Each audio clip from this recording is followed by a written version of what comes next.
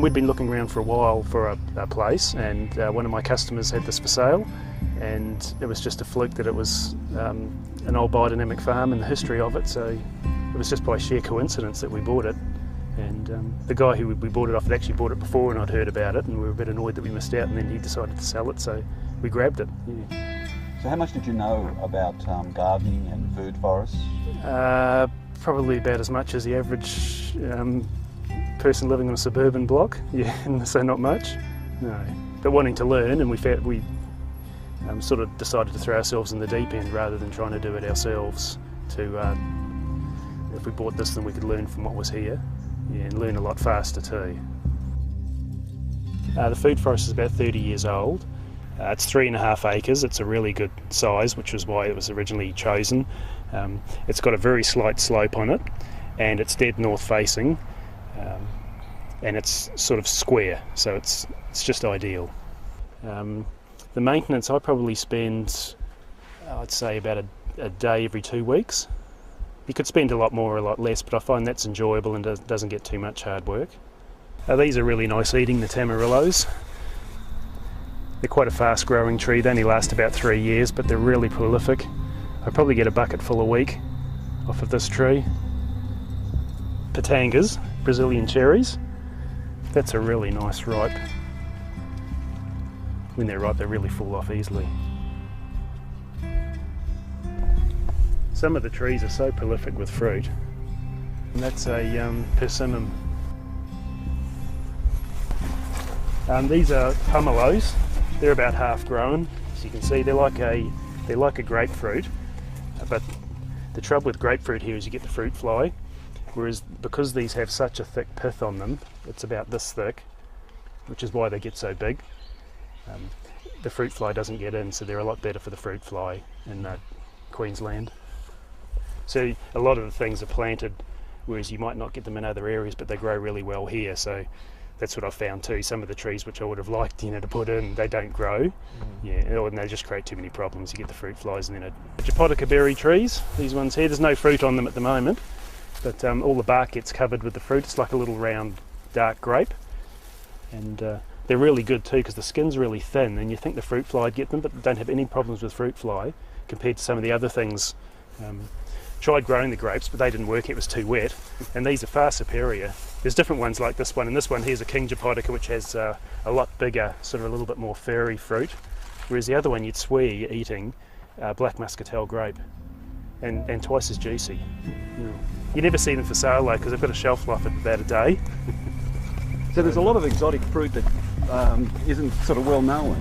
Yeah, and that's some of the best eating fruit. It's fantastic. Because it can't keep. Yeah, so you're pretty much eating it fresh off the tree. And do you do that? Do you find yourself, you get a lot of nourishment? Yeah. I find for every day I spend, well, if I spend half a day working on the farm, I spend half a day wandering around enjoying it and eating. Yeah, or just wandering around having a beer. There's lots of bamboos around the property, lots of pink cedars, and also lots of these sapotes.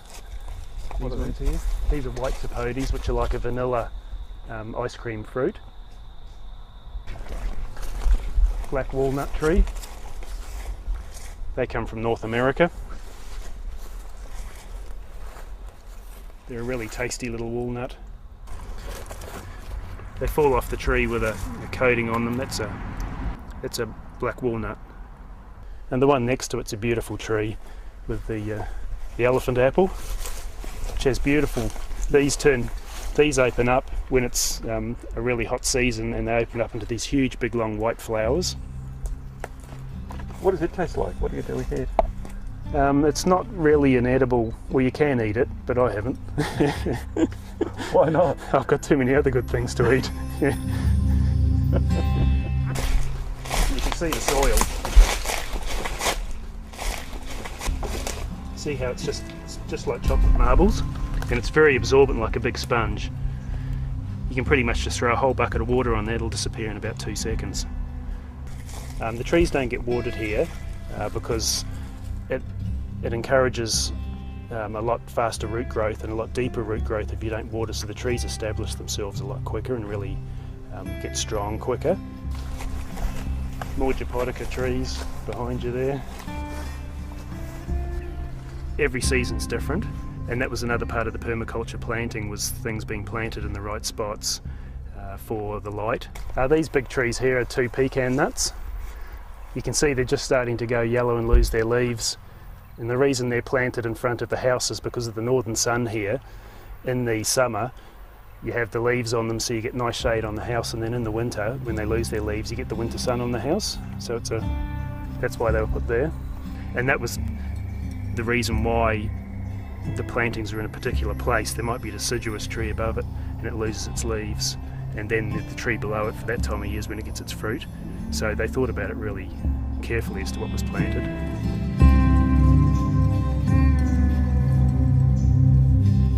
As you can see, not all of the farm is cleared. This area here, there's a big macadamia nut tree that's fallen down, and this is also the centre of the property, so I've sort of left this area here as a bit of a sink for lizards, snakes, insects, other things that live on the property that have somewhere to go and still come out and do work around your property. So it's important to have some area which isn't all cleared.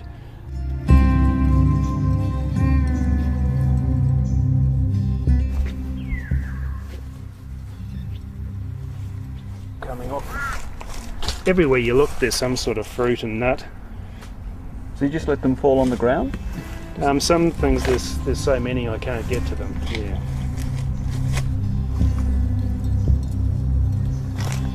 Originally there would have been a lot of nitrogen fixing legume trees like the coral trees, the calliandras, which are grown for mulch, so eventually you use those up. Some of them keep growing, as you can see around further where they're still growing, we keep mulching them, but a lot of those are actually used as food for the growing trees, so there's a bit of a reversal where in the beginning there was quite a lot.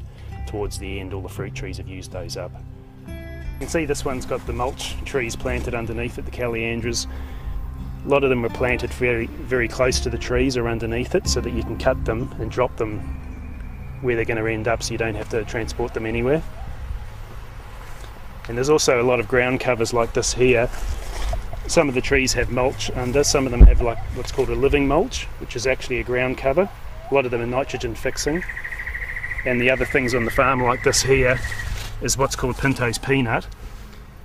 It's a living ground cover for orchards, and it's another nitrogen fixing legume. And this one's really good because you can mow it, so it tolerates quite low mowing, which is really safe with snakes and if you've got lots of people or kids wandering around. A lot of trees are companion planted. Since you don't want to spray to control pests, it's a far better idea to plant a plant next to it which would attract the bird that would eat that particular pest. Which is one thing I've learnt with biodynamics. The first thing you do is you buy a bird watching book so that you can tell what birds are on your property, and also with what birds like those bugs. If you have a problem you can plant more of those trees. Love this tree. What do we got here? This is an award-winning jackfruit tree. This tree just won a lot of awards. A lot of people have told me that they've eaten the fruit off it over the last 20 years.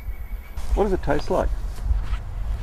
A lot of people say it really stinks, like it smells like rotten meat when you open it up, and if you can get past the smell, the taste is really beautiful. To me it's like a pineapple, mango, passion fruit flavour, and I think it's the smell that puts people off, or you know, when you eat something that's the smell as well. So but for me it doesn't bother me, and you can dry it, you can use all parts of the jackfruit. There's medicinal purposes, there's medicinal uses for a lot of the trees here as well, I've found.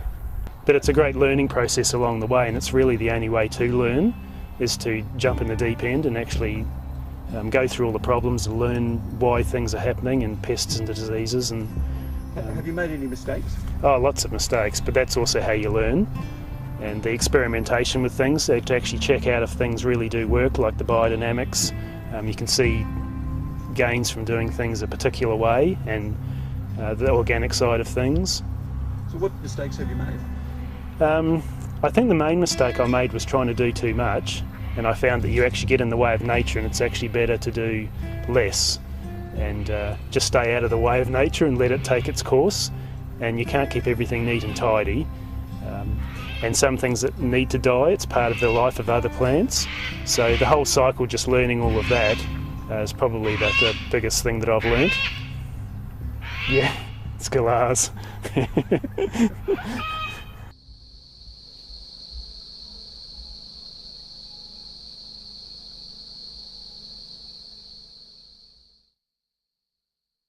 It doesn't get too much hard work.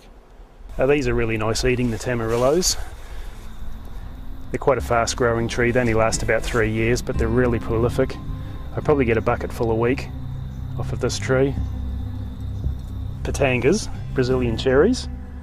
That's a really nice ripe.